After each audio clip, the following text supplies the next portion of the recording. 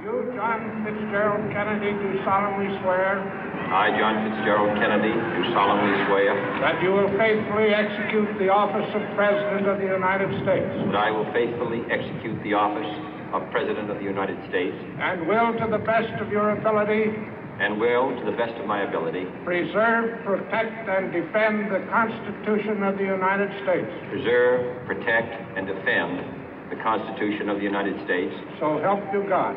So help me God.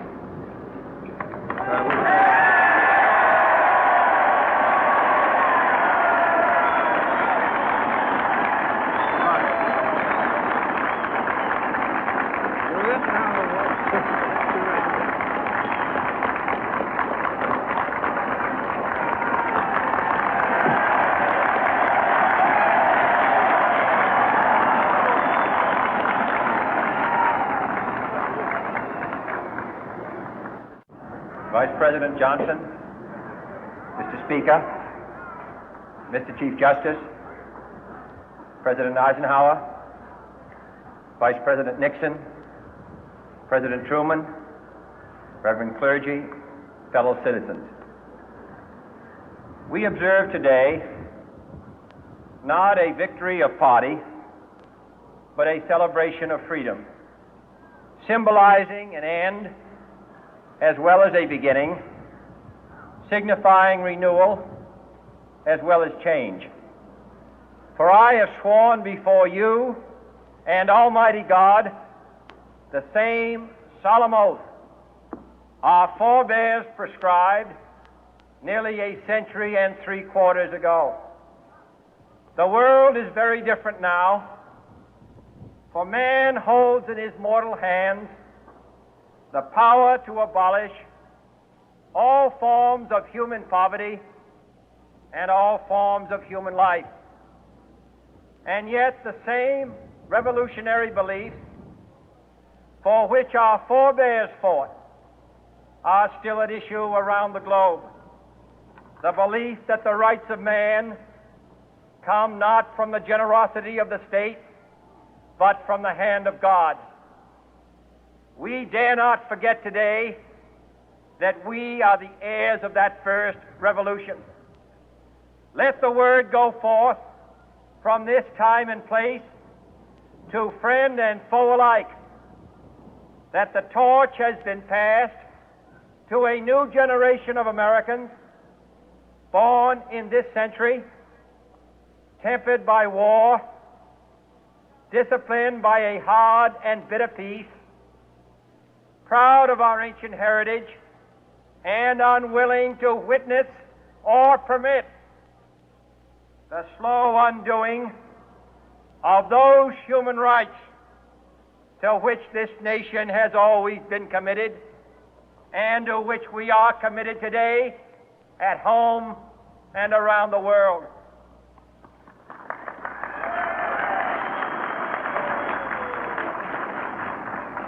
Let every nation know, whether it wishes us well or ill, that we shall pay any price, bear any burden, meet any hardship, support any friend, oppose any foe to assure the survival and the success of liberty.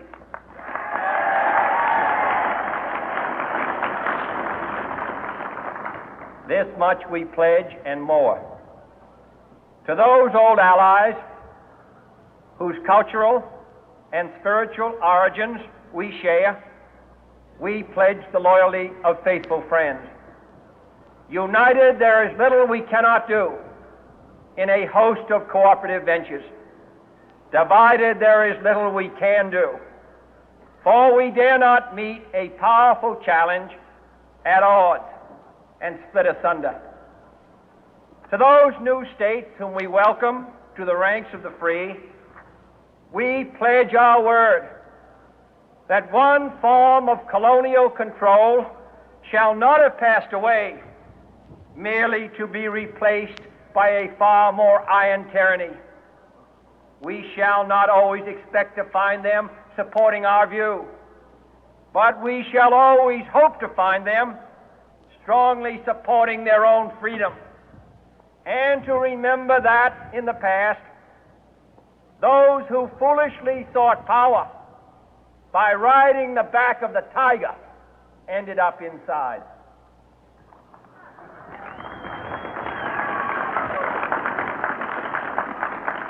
To those people in the huts and villages of half the globe struggling to break the bonds of mass misery, we pledge our best efforts to help them help themselves for whatever period is required, not because the communists may be doing it, not because we seek their votes, but because it is right.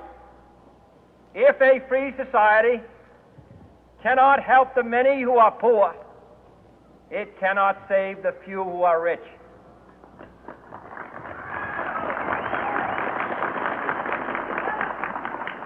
To our sister republics south of our border, we offer a special pledge to convert our good words into good deeds, in a new alliance for progress, to assist free men and free governments in casting off the chains of poverty. But this peaceful revolution of hope cannot become the prey of hostile powers. Let all our neighbors know that we shall join with them to oppose aggression or subversion anywhere in the Americas. And let every other power know that this hemisphere intends to remain the master of its own house.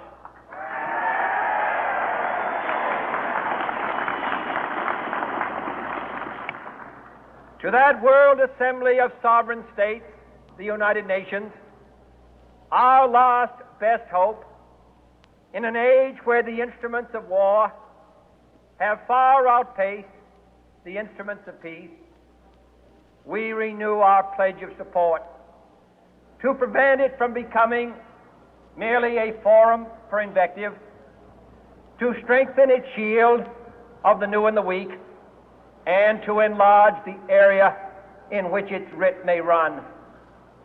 Finally, to those nations who would make themselves our adversary, we offer not a pledge, but a request that both sides begin anew the quest for peace.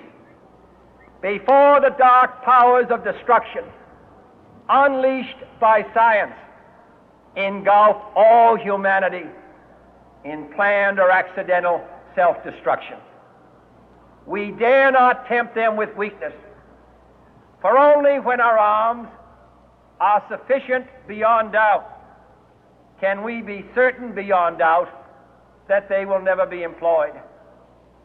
But neither can two great and powerful groups of nations take comfort from our present course, both sides overburdened by the cost of modern weapons, both rightly alarmed by the steady spread of the deadly atom, yet both racing to alter that uncertain balance of terror that stays the hand of mankind's final war.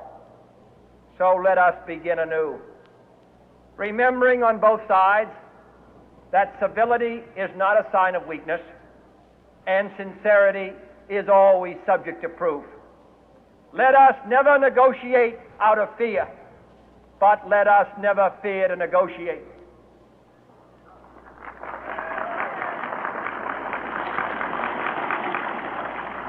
Let both sides explore what problems unite us, instead of belaboring those problems which divide us. Let both sides, for the first time, formulate serious and precise proposals for the inspection and control of arms, and bring the absolute power to destroy other nations under the absolute control of all nations.